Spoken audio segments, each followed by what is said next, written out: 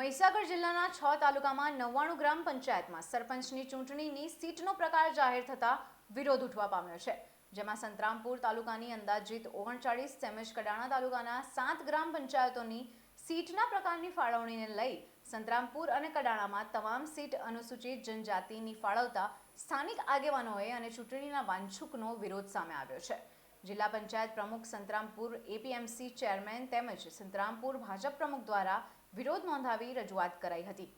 ચૂંટણી અધિકારી અને જિલ્લા કલેક્ટર અર્પિત સાગરને આગેવાનો દ્વારા વાંધા અરજી આપવામાં આવી હતી, જેમાં સ્પષ્ટપણે જણાવેલ હતું કે તમામ લોકોને સરખું પ્રતિનિધિત્વ મળે અને લોકશાહીની ઢબે ચૂંટણી યોજાય। ચૂંટણી પંચ દ્વારા 27% અનામત હોવા છતાં એક પણ સીટ ન ફાળવતા ઓબીસી સમાજમાં આક્રોશ ફેલાવા પામ્યો છે। ત્યારે અગાઉ ચૂંટણી પંચ દ્વારા રોટેશન મુજબ સીટના પ્રકારની ફાળવણી કરાઈ હતી, પરંતુ આ વખતે તે મુજબ ન થતા જિલ્લા કલેક્ટરને સીટ ફાળવણી બાબતે પુનઃ વિચારણા કરવા આગેવાનોએ રજૂઆત કરી હતી।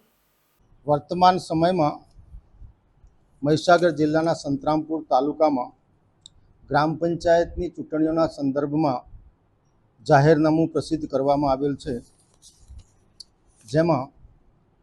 તારીખ 23/4/2025ના રોજ જાહેરનામામાં સરપંચની તમામ બેઠકો અનુસૂચિત જનજાતિ માટે આરક્ષિત કરવામાં આવેલ છે। અગાઉ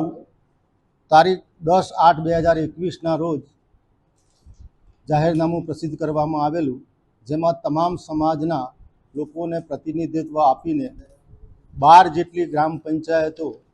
સામાજિક અને શૈક્ષણિક અને પછાત વર્ગને આપવામાં આવેલી,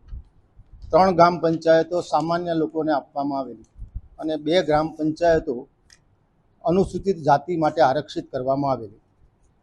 બંને જાહેરનામામાં અનેક પ્રકારની વિસંગતતા પ્રવર્તે છે,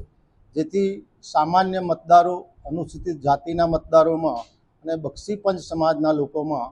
આક્રોશ ફાટી નીકળેલ છે। ઉપરોક્ત સંદર્ભે આજરોજ કલેક્ટર શ્રી મહીસાગરને આવેદનપત્ર આપીને રજૂઆત કરવામાં આવેલ છે કે પંચાયતી રાજના મૂળભૂત હકો મરી ન પરવારે અને લોકશાહી જીવંત રહે એટલા માટે તમામ સમાજના લોકોને સરખું પ્રતિનિધિત્વ મળે અને તમામ સમાજના લોકો પંચાયતી રાજના ભાગીદાર બને એટલા માટે આજે તમામ લોકોએ ભેગા થઈને કડાણા અને સંતરામપુર તાલુકાના બંને તાલુકાના આગેવાનોએ ભેગા થઈને કલેક્ટરશ્રીને રજૂઆત કરેલ છે, જેથી અમારી વિનંતી છે કે ઉપરોક્ત સંદર્ભે પુનઃ સમીક્ષા કરીને ન્યાય આપવામાં આવે એવી અમારી રજૂઆત છે।